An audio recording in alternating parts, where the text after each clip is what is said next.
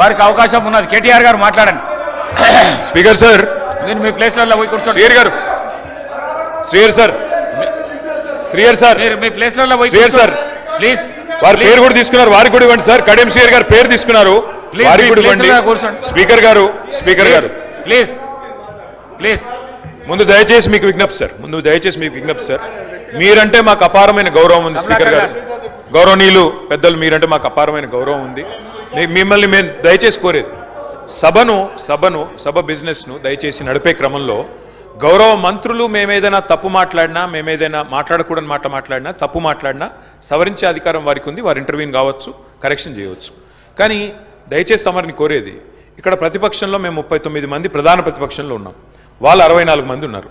మరి వారికేమో సభ్యులు లేచినా మీరు సమయం ఇస్తున్నారు, వారు వ్యక్తిగతంగా దూషించినా, నోటికొచ్చినట్టు మాట్లాడినా మీరు కనీసం మళ్ళీ మాకు అవకాశం కూడా ఇవ్వట్లేదు. ముందు మొదటి డిమాండ్ సార్, దయచేసి కడియం శ్రీహరి గారి పట్ల వారు చేసిన అనుచిత వ్యాఖ్యలను తొలగించండి రికార్డుల నుంచి. దయచేసి వారిని ఉపసంహరించుకోమని చెప్పి కూడా నా విజ్ఞప్తి నెంబర్ 1. రెండవది సార్, వారు ఉప ముఖ్యమంత్రిగా పనిచేసిన పెద్దలు, దాదాపు 15 ఏళ్లు మంత్రిగా పనిచేసిన సీనియర్ నాయకులు, గౌరవనీయులు పెద్దలు కడియం శ్రీహరి గారి పట్ల వాళ్ళ రాజగోపాల్ రెడ్డి గారు చేసిన వ్యాఖ్యలు సబబు కాదు సార్, దాన్ని దయచేసి తొలగించాలి రికార్డుల నుంచి అనేది నెంబర్ వన్ సార్. రెండవది రాజగోపాల్, మీరు కూడా ఒకటి సార్, ఒక విషయం మాకు క్లియర్గా చెప్పండి. మా సభ్యులు లేచి అడిగితే మరి సభ్యులకైతే ఒకటే హక్కు ఉంటుంది సార్, అందరి సభ్యులకు 119 మంది సభ్యులకు ఒకటే రకమైన హక్కు ఉంటుంది.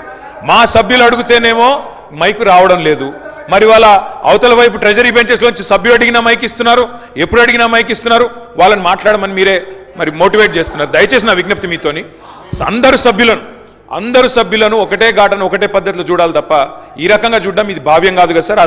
మీరు కూడా దయచేసి ఈ విషయంలో పునరాలోచించాలని విజ్ఞప్తి. ముందు రాజగోపాల్ రెడ్డి గారు మాట్లాడిన మాటలను దయచేసి మరి రికార్డుల నుంచి తొలగించాలని మిమ్మల్ని కోరుతా ఉన్నా అధ్యక్ష. వారు కూడా ఉపసంహరించుకుంటే వారి గౌరవం దక్కుతుంది. అట్లా మాట్లాడడం ఒక సీనియర్ దళిత నాయకుడి పట్ల, ఒక సీనియర్ దళిత మంత్రి పట్ల, గతంలో 15 ఏళ్లు మంత్రిగా పనిచేసిన పెద్దల పట్ల ఆ రకంగా మాట్లాడడం వారికి మంచిది కాదు. ఉపసంహరించుకోమనండి, లేదా మీరైనా రికార్డుల నుంచి తొలగించాలనేది డిమాండ్. రెండవ మాట అధ్యక్ష, ఇందాక నాకు మీరు మైక్ ఇవ్వలేదు, ఇప్పుడు ఇచ్చినారు అనుకుంటున్నాను. దానికోసమే ఇందాక పొన్నం ప్రభాకర్ గారు మాట్లాడినప్పుడు నేను వారంటే నాకు గౌరవం ఉంది అధ్యక్ష. పొన్నం ప్రభాకర్ గారు నేను 2009 నుంచి కలిసి పనిచేసిన సహచరులు. ఆనాడు వారు ఎంపీగా, నేను ఎమ్మెల్యేగా మొదటిసారి గెలిచినాం, అప్పటి నుంచి కలిసి పనిచేసినాం. కానీ సత్యదూరమైన మాటలు చెప్తుంటే, వాస్తవానికి విరుద్ధమైన మాటలు చెప్తుంటే బాధతో తప్పకుండా అన్నాం అధ్యక్ష. కానీ వారు కూడా గౌరవ మంత్రి వారు, ఈరోజు గౌరవ మంత్రి గారు తప్పకుండా ఆలోచించాలి, మాట్లాడేటప్పుడు 1-2 సార్లు ఆలోచించాలి. ఇవాళ వారి నియోజకవర్గంలో హుస్నాబాద్లో గౌరవెల్లి అనే రిజర్వాయర్ పూర్తయి ట్రయల్ రన్ అయిన మాట వాస్తవం కాదా అధ్యక్ష? ఇవాళ హుస్నాబాద్లో ప్రజలకు తెలియదా? వేములవాడ నియోజకవర్గంలో మలకపేట రిజర్వాయర్ మొత్తం పూర్తయి అందులో 1 TMC నీళ్లున్న మాట వాస్తవం కాదా అధ్యక్ష?